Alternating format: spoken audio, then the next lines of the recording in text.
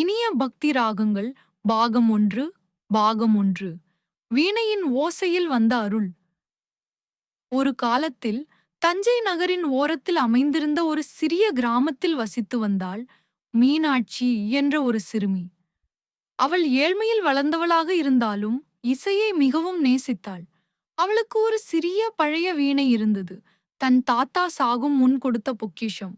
தினமும் காலை உண்டு விட்டவுடன் அம்மன கோவிலுக்கு சென்று அந்த வீணையை வாசித்து அம்மனுக்கு அர்ப்பணித்தாள்.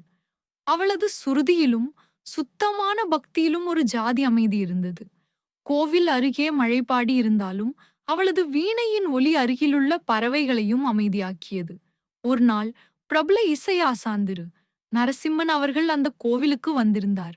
பஜனை குழுவுடன் வந்த அவர் மீனாட்சியின் வீணை வாசிப்பை கேட்டு அசந்து போனார்.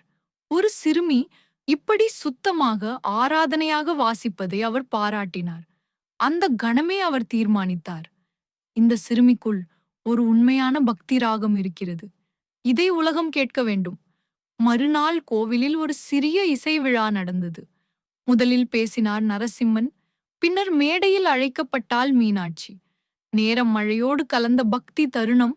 அவள் வாசித்தது அம்பிகை நினைவு எனும் தன் சொந்த புனிதமான ராகம். கோவிலின் ஒலி பெருக்கியில் அந்த இசை ஒலிக்க அங்கு இருந்த ஒவ்வொருவரும் ஒரு தெய்வீக அனுபவத்தை உணர்ந்தனர். அந்த நாள் முதல் மீனாட்சியின் இசை இனிய பக்தி ராகங்கள் எனும் பேரில் கிராமம் முழுக்கவே பெருமையுடன் பேசப்பட்டது. அடுத்த பாகத்தில் மீனாட்சியின் இசை எப்படி நகர் வரை சென்றது, அம்மன் அவளுக்கு தந்த அருள் என்ன?